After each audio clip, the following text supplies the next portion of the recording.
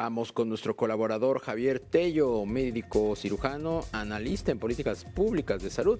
Hoy nos hablará del legado en salud del gobierno que se va. ¿Cómo estás, Javier? Muy buenas tardes, bienvenido. Hola, buenas tardes, Darío, qué gusto. Digamos que el saldo pues es bastante malo, ¿no?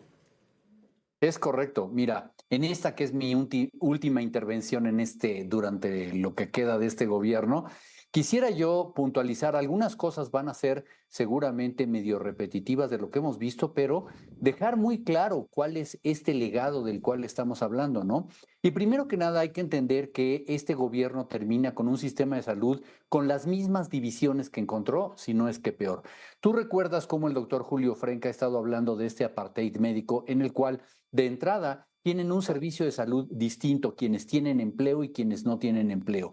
Lo único que se hizo durante este sexenio fue tomar los servicios de salud estatales, y esto en los últimos 2 años, y centralizarlos en esta figura extraña del IMSS Bienestar, pero al final del día son los mismos hospitales con los mismos médicos, etcétera, y la población mexicana sigue dividida en dos servicios de salud. Quienes tienen un empleo o son militares o son burócratas o trabajan en Pemex tienen unos servicios y quienes no lo hacen van a tener que acceder a esta nueva cosa que se llama IMSS Bienestar, que, repito, son los mismos servicios de salud de los estados donde viven, pero ahora pintados de otro color.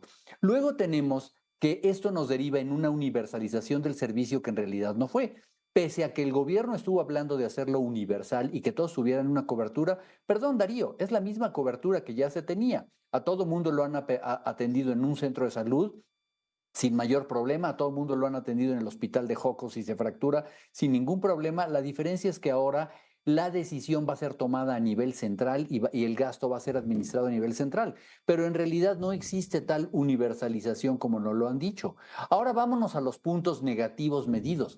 Termina un sexenio con más de 700,000 muertes directas e indirectas atribuibles a un mal manejo de la pandemia. Esto hay que reconocerlo y hay que decirlo. México no estaba preparado y al inicio de este gobierno lo estuvo menos para manejar una pandemia de esta envergadura, y lo peor de todo es que aparentemente no hemos aprendido nada y las próximas pandemias las encararemos de la misma manera. 700,000 muertes no son poca cosa. México está entre los 4 primeros países que más mortalidad tuvieron y vamos a seguir teniendo porque, ¿qué crees? No existe un sistema para darle rastreo a la COVID-19 como una enfermedad crónica hasta el día de hoy.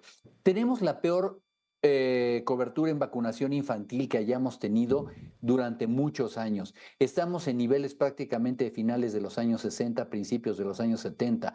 Hay que recuperar urgentemente el nivel de vacunación infantil como lo teníamos antes de este sexenio, y esto es algo que simplemente se dejó pasar así nada más y que aparentemente no causó mayor problema para nadie de los que trabajaban en el seguro social, digo, en la seguridad social.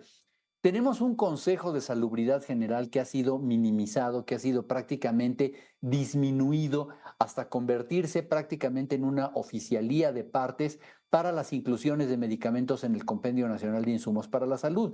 De ahí en fuera, esta rectoría que como mandato constitucional debería tener para las políticas de salud, para la respuesta en casos de emergencia sanitaria, no la vemos.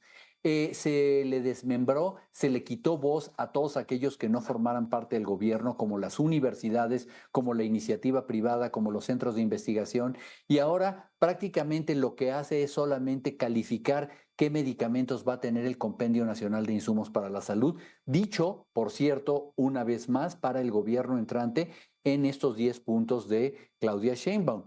Tenemos el peor desabasto de medicamentos que se tenga registro en la historia de México.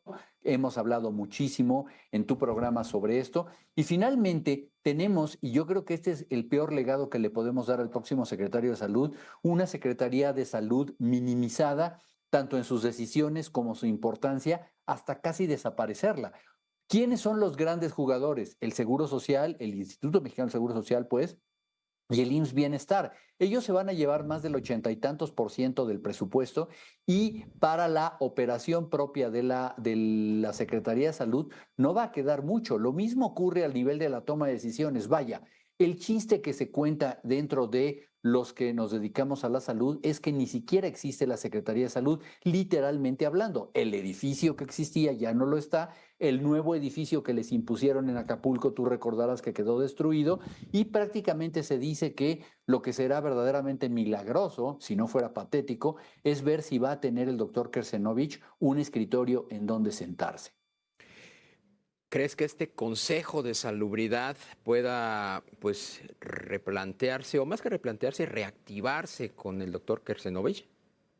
Esperemos que sí. El doctor Kersenovich es muy visionario al respecto, tiene muy bien puesta la cachucha de un médico que ve por los pacientes y seguramente que va a entender que las decisiones de política sanitaria deben de tomarse con un órgano de esta magnitud, no pueden ser centralizadas nada más en el capricho de lo que a alguien desde Palacio Nacional se le ocurra. Entonces, sí, esperamos que resucite de alguna manera y que se nutra de muchas voces este Consejo de Salubridad General que tanta falta hizo, perdóname, durante este sexenio. Pues como siempre, Javier Tello, médico cirujano, analista en políticas públicas de salud, te aprecio mucho el comentario. Estoy a tus órdenes. Un abrazo. Igualmente.